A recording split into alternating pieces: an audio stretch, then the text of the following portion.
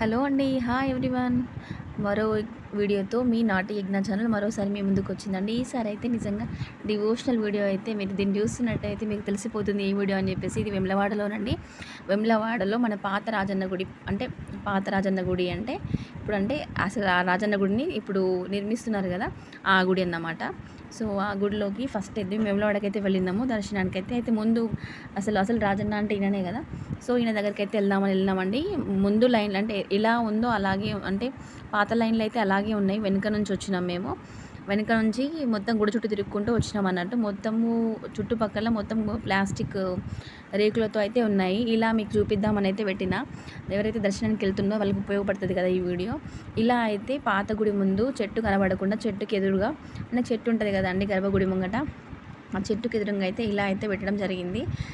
3 విగ్రహ రూపాలు పెట్టిన చూసిరా. అక్కడ ప్రొజెక్టర్లో అయితే ఇలా స్క్రోల్ అవుతుంది చూడండి నేమ్స్ అండ్ దేవుడుగా అలా అయితే పెట్టడం జరిగింది. అంటే అక్కడ నిజంగా అంటే లైవ్ నేను అనుకున్నాను అందరు చెప్తే ఎల్లుడిలో దేవుడిని చూపిస్తారు అంటే నిజంగా అదే కనీసం ఆ భాగ్యం ఏమైనా దక్కుతుంది కదా అనుకున్నా. గర్భగుడిలో కెమెరాస్ పెట్టి చూపిస్తున్నారేమో అనుకున్నా కానీ అలా అయితే కాదు. చూస్తున్నారు కదా ఇలా అయితే లైన్లలో సేమ్ ఇంతకుముందు ఉన్నట్టే ఆ లైన్లు అయితే ఉన్నాయి. ఆ లైన్ల గుండి లోపలికి వచ్చేసినాము. లోపలికి వచ్చి మళ్ళీ వెళ్ళిపోతున్నాము. ఏ రష్ అయితే ఎక్కువ లేనే లేదండి. మొత్తం యాజ్ యూజువల్గానే ఉంది. వెనక నుంచి వచ్చేటప్పుడు అయితే మొత్తం యాజ్ యూజువల్గానే ఉంది. వెనక నుంచి ఏమి అవి కూలగొట్టడం అవేం జరగలేదు. మరి ఈ లైన్లో ఈ గుడి నిర్మాణం ఇంకా 5 సంవత్సరాలు అవుతుందేమో అని ఒక ఆటో ఆయన అడిగితే ఇంకెన్ని డేస్ పడుతుంది అంటే 5 years అయితే అని అన్నాడు. అంటే ఎవరి నిర్లక్ష్యం అయితే తెలియదు, గవర్నమెంట్ నిర్లక్ష్యం అని అంటున్నారు అక్కడ వాళ్ళందరూ. ఇక అది మనకి తెలియనప్పుడు మనం ఏం మాట్లాడి కూడా వేస్ట్ అక్కడ.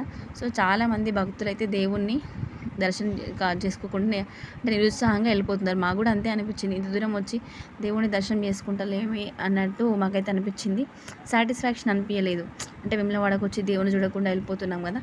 చూస్తున్నారు కదా ఇది వెనక ద్వారం అన్నట్టు. దర్శనం అయిపోయి మనం వచ్చేస్తాం కదా ఆ గేట్ అన్నట్టు.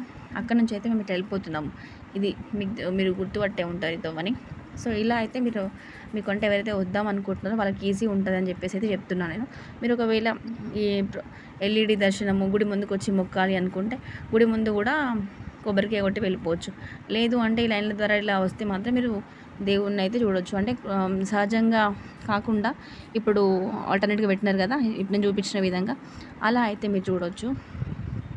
మేమేం చేస్తున్నామంటే ఇప్పుడు గుడి ముందుకైతే వెళ్ళిపోతున్నాం. ఇట్లా వెనక నుంచి వచ్చినాం. అక్కడ నుంచి ఎడమ చేయి నుంచి స్టార్ట్ చేసి మొత్తం గుడి వెనకాల నుంచి ఇలా అయితే రావడం జరిగింది. మొత్తం ఎక్కడ కూడా రేకులతోనైతే పెట్టినారు. అన్నీ యాజ్ యూజువల్గానే ఉన్నాయి, ఏమీ మారలేదు. షాప్లో అంతా యాజ్ యూజువల్గానే ఉన్నాయి. కాకపోతే ఏంటంటే గుడి చుట్టూ ఆ ప్రహరీ కూడా చుట్టూ ఏంటంటే రేకులతో అయితే పెట్టినారు. నిజంగా దేవుని దర్శనం ఎప్పుడైతే చాలామంది లక్షల కోట్ల మంది ప్రజలైతే దేవుడి దర్శనానికి వెయిట్ చేస్తున్నారు.